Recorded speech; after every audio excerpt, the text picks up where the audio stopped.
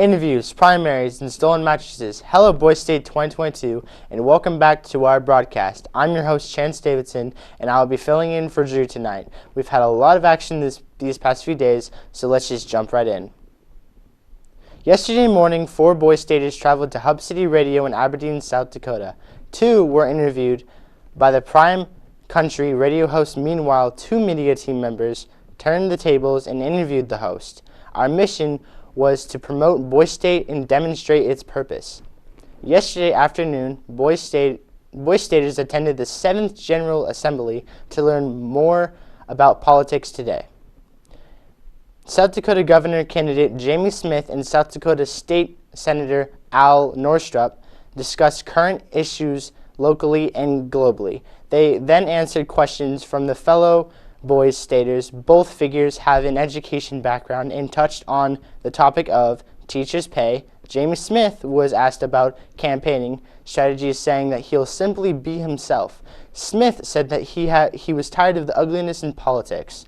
Both figures agreed that they will work together to make South Dakota better.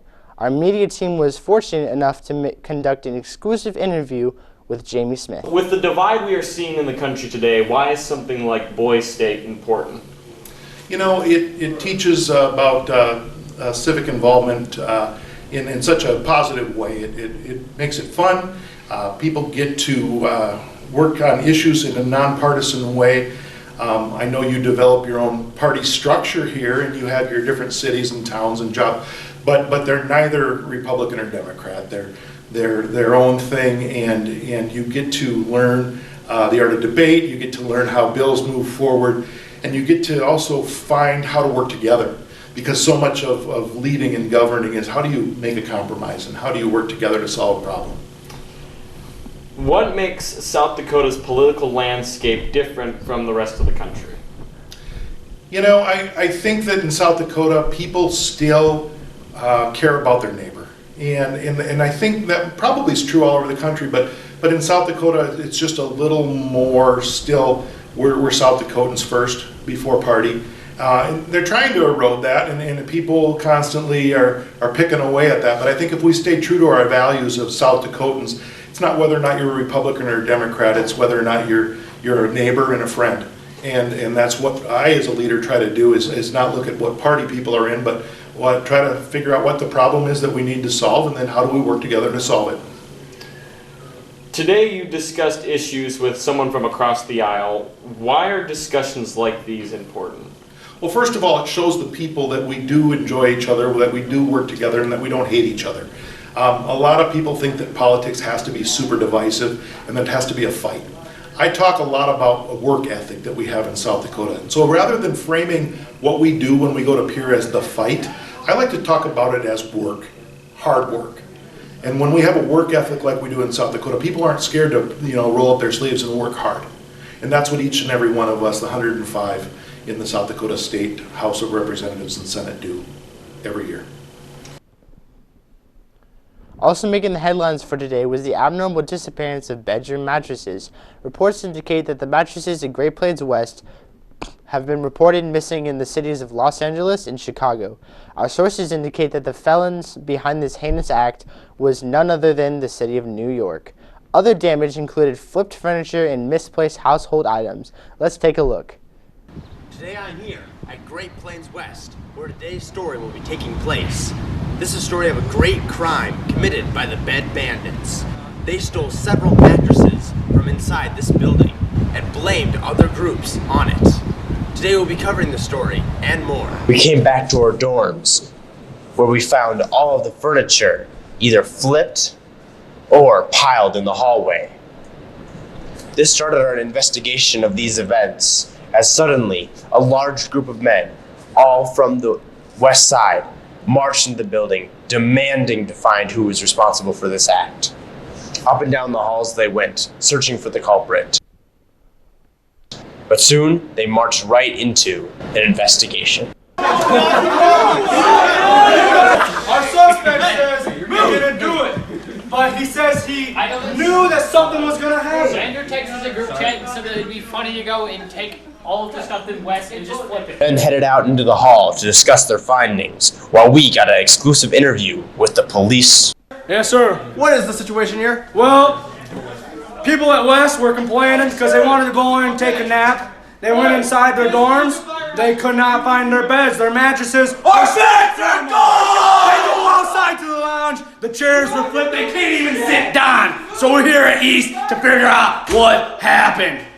And who is this I'm speaking to? I'm Sheriff of Minnehaha County, Brody Riggs. We then interviewed several citizens to get their opinion on the situation. I got my bed stolen. I feel violated. I feel completely violated. I feel harassed. As of right now, we cannot determine the location of all of our beds. We have found a few in the first floor rooms, but the majority of them have not been found yet. You Dude, where are the counselors? guy who stole my mattress! I think this is a disgrace to Boys State. It's a dishonor that this happened, especially to Minnehaha County and the West Side building. Oh, where were you, media team? I recorded you 10 seconds ago. I know that, but where were you about? No, they set it up. It's just They a set it story. up so they can have content. They set it up. Run.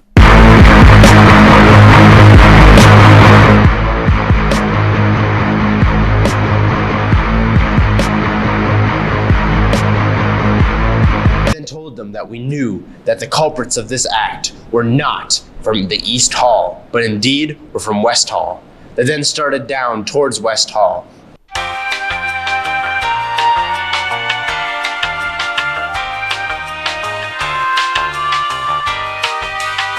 And after one awkward elevator ride later, we marched across the lawn and joined in the bottom floor to continue the investigation. Wow, I did not. Come on, guys. Whoa, I didn't even. Is it unlocked? Yeah, it's locked. And you can't even open the door. Police then interrogated this man as they assumed that he had been part of the crime. Indeed, he had. And after gaining some more information from this distinguished gentleman, they had more info to tell to us. Group of random guys. Clay here was one of them. Flipped all the couches and all the chairs out and everywhere in West. So I can't do nothing to Clay, but now we know Clay from Detroit did it. That door is locked. Only anybody with access to lock that door would be a counselor. In the end, the counselors told us all to leave as they would solve the situation. The police were told that they can no longer be in charge of this operation as well. And so, we all left. Sad that we were done, but happy that it will be solved. Will you be continuing your investigation? Well, I would, but the junior counselors that I've spoken to says that they will figure it out. They got it. And, you know, it just makes them look more suspicious, but I have to follow orders from the higher-ups. So I will be stepping down, letting them take care of it. I want to thank everybody who wanted to give me some information as the lead investigator. I feel like I've done a very good job. Thank you, sir. Thank you. Now for an exclusive interview with the one and only Tucker Carlson. Who did the horrible crime of the Bed Bandits? I've heard several reports that New York did it. Thank you, Tucker Carlson. Have a good rest of your day. You as well. In the end, although many people were accused, including East Hall, the media team, and the faculty, we have reason to believe that the perpetrators of this crime was none other than New York. Yesterday evening, Boys State held its first primary elections. Federalists and Nationalists each selected their best candidates for all state positions, including governor. For the 79th Annual Boys State Convention, the Federalists selected Jason Lenning. On the other hand, the Nationalists selected Max Hoppy. Our media team was fortunate enough to conduct an exclusive interview with both candidates, which can be found online through our social media. To end the night, Boys Staters were seen shredding it up at the Dakota Bank Stadium. It was a very intense game of kickball between the Falcons and the Goats. Although the Falcons led the majority of the game, one giant kick led the Goats to victory. And now, Day 4, Happy National Rocky Road Ice Cream Day. Drew did in fact watch the Obi-Wan Kenobi episode, and it was beautiful. This week, our media team conducted an exclusive interview with Benjamin Beardt, the boy who was offered a job from the Dragon Slayer himself, Dusty Johnson.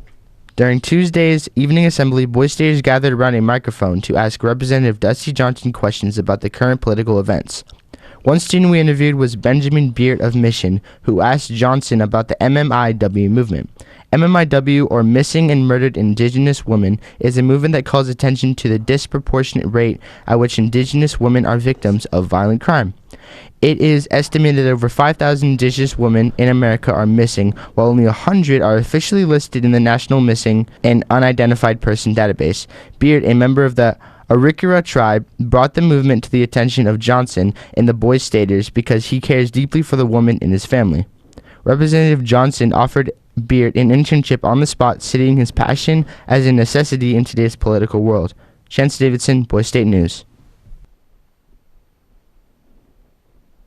This morning we had full coverage of the Boys State governor debate between Jason Lenning and Max Hoppe. Each candidate shared their platforms and were able to answer questions from fellow Boys Staters. Jason Lenning shared his platform on focusing on mental health and legalizing medical and recreational marijuana. Max Hoppe shared his platform of removing statewide corruption and improving the quality of our schools. All results are in the final Boys State elections. Congratulations to our new Boys State Governor, Jason Lenning. This afternoon, Boys Staters were given the opportunity of hearing Senator John Thune speak at the second session. Our media team conducted an exclusive interview with the man of the hour. With the divide we're seeing in the country today, why is something like Boys State important?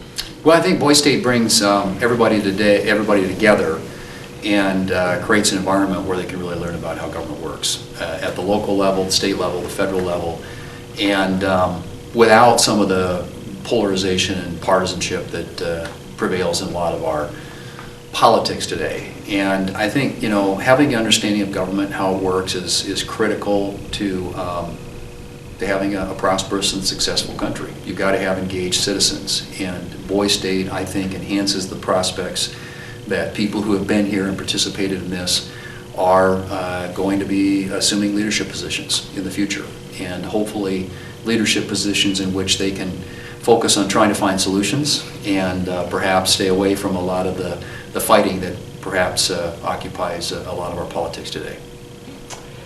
Would you consider sometime in the future running for president? Unlikely. I kind of have my hands full of what I'm doing and love representing South Dakota, but I do respect the people who enter into that arena. I mean, it is many days a thankless job, and obviously one where you have to give up pretty much every ounce of privacy to get there. So I'm, like I said, respectful of the process, supportive, and want good people to be involved in it. I'll probably just be supportive from behind the scenes. We saw Russia attack Ukraine last February, and we saw how the U.S. aided Ukraine and how it is continuing to do so. With that happening, how do you think the U.S. should respond if China were to invade Taiwan? I think we have agreements, treaties, if you will, with Taiwan that suggest that we will be there to support them. And clearly, with the threat that China represents, not only to the region but to the entire world, and the focus that it has specifically on the United States, maintaining a vibrant, independent Taiwan as a buffer there, I think, is really critical. So my guess is that if that ever happened, when push comes to shove, the U.S. would be there, and I suspect all in. But I don't think, on the other hand, that you ever telegraph what you're going to do or what you're not going to do when it comes to national security matters. They always talk about the policy of strategic ambiguity. You don't want your enemies to know what you're going to do, and I think we would want to keep the Chinese guessing.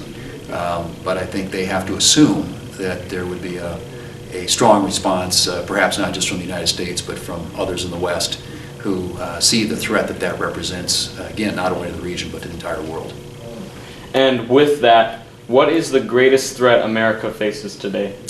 Well, I mean, there are many, honestly, but, on a national security level, for sure China, and, on a perhaps slightly lesser level, although Russia, Iran, nuclear Iran is a very serious and grave threat.